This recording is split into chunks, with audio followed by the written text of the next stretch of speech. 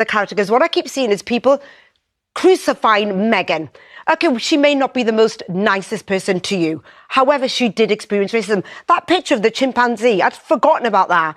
How can people say there's no racism? Oh, we need evidence.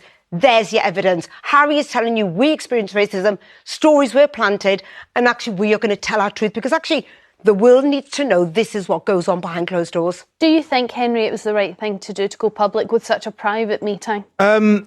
These days, everybody's a publisher. You know, we've all got access to social media.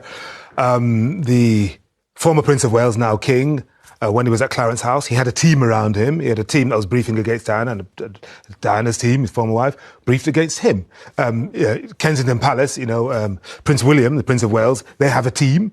He's had a team around him, promoting him and what he does, sometimes over what his younger brother does. And that is kind of what Harry is saying in his defence, to try and explain to people who think they're a pair of spoiled brats living out with Oprah and LeBron James in Montecito, or whatever it is, that actually there is a reason why we did this. We did want to support this institution. Yes, we do know that the British public initially were very keen for this to succeed, and we had an extra layer of relatability, particularly to the non-white Commonwealth, because of Meghan's origin. But it blew up, and it wasn't just our fault. That's kind of what they're saying. I think Harry and Meghan, I think Britain's lost a really good deal. of fabulous four. Meghan could have done so much for this country had she been accepted. And I know people say, well, she's lied and she hasn't. You know, if you watch the documentaries, she comes across lovely. She tried. She really tried, but there was too much going up against her. And I hate to say, I love Kate Middleton. I think there was jealousy involved. I think Meghan came in. I'm not saying like Diana. I think it's a bit laughable, the comparisons with Diana, because I love Diana. When Narinder Kaur sat down on the Jeremy Vine show that December morning, you could feel it. The energy in the studio was electric, but it wasn't just because of the usual heated debates. It was because Narinder came prepared. She didn't come to sugarcoat or to play nice with the royal defenders who had spent years trying to drag Meghan Sussex through the mud. No, Narinder came to speak truth, and she did it with the kind of confidence that made the haters tremble.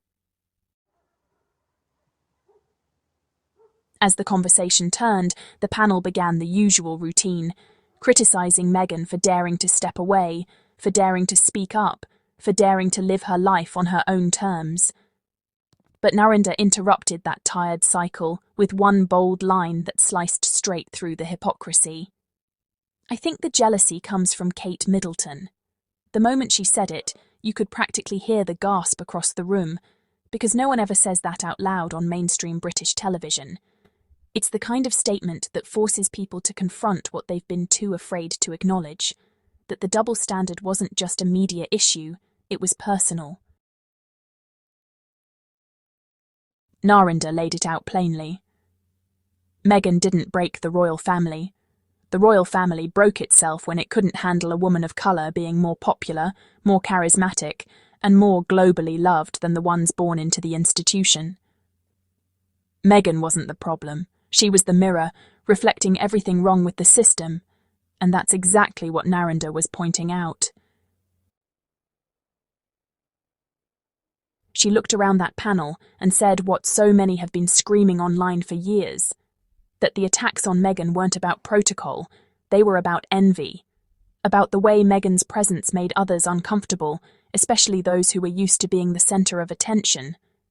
Kate, who had always been seen as the golden girl, suddenly had competition, and not the kind she could outshine with a wave or a smile.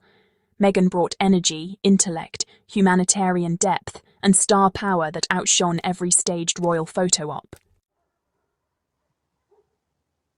Narinder reminded the audience that Meghan wasn't out there trying to one-up anyone.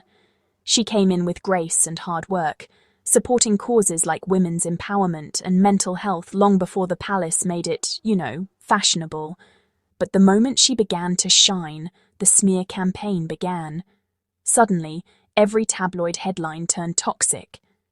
Meghan was too ambitious, too outspoken, too American, but what they really meant was too powerful. And it wasn't just Narinder that day. Bonsuman, sitting beside her, backed her up with calm, unwavering logic. Together, they dismantled the nonsense that Meghan somehow deserved the hate she got. Bonsuman reminded the audience that Meghan and Harry simply wanted peace and privacy, something every human being deserves.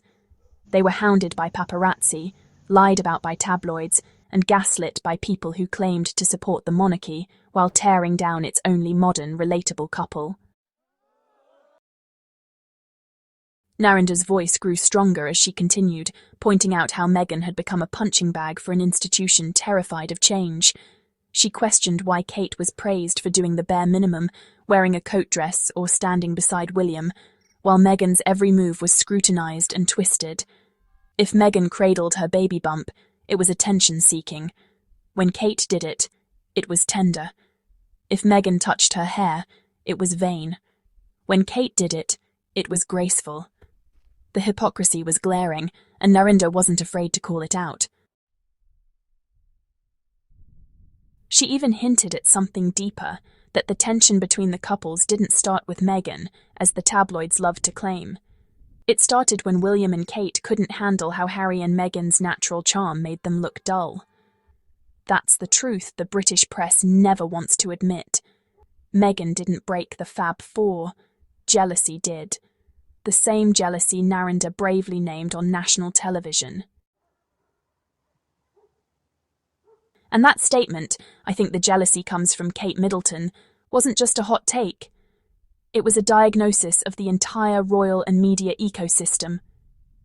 Because from the very beginning, Meghan was targeted for being everything the monarchy isn't: modern, independent, self-made, and unapologetically herself. She represented change, and change is something the palace fears more than anything. When Narinder spoke, she didn't shout. She reasoned. She spoke with compassion for Harry and Meghan, calling out the cruelty of a nation that turned its back on two people for choosing love over duty. She said, in essence, that the public should have celebrated them because Harry and Meghan had done something no royal dared to do before: put their mental health and their family first. Meanwhile, Bonsuman nodded along, adding that Meghan's critics were obsessed with dragging her name through the dirt simply because they needed a villain. You know, it's easier to hate a woman who walks away than to ask why she needed to leave in the first place. And both Narinder and Bonsuman made that clear. The media was never going to let Meghan win. No matter what she did, they'd twist it. Stay silent. She's cold. Speak out. She's divisive. Smile. She's fake. Frown. She's difficult. It was a trap, and the only way out was to walk away. That's exactly what Harry and Meghan did, and that's why the establishment lost its mind. Because in walking away, the Sussexes shattered the illusion that the monarchy was the ultimate prize. They exposed the cracks, and in doing so, they freed themselves.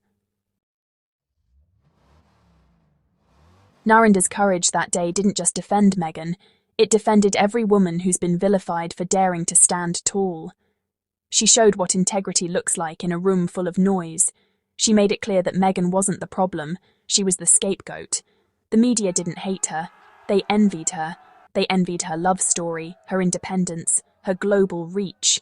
And deep down, they knew that all the hate campaigns couldn't erase the fact that Meghan is loved by millions who see through the lies. When Narinder spoke, you could tell she wasn't just talking about Meghan. She was talking about the truth, about fairness, about how women, especially women of colour, are treated when they dare to break through traditional moulds. She brought empathy to a discussion that's usually dripping with venom, and honestly, that's what made it powerful. Even now, that clip still circulates online, and every time it does, people applaud Narinder for her bravery. Because in a world where Meghan and Harry are constantly dragged by commentators chasing clout, Narinder and Bonsuman stood up and said, "Enough." They didn't bend to the hate machine. They didn't join the pile-on. They defended two people who have endured years of cruelty simply for choosing authenticity over performance. That moment on Jeremy Vine wasn't just a panel discussion, it was a reckoning, a reminder that not everyone in Britain is blinded by tabloid narratives, that there are still voices willing to call out injustice, even when it's unpopular.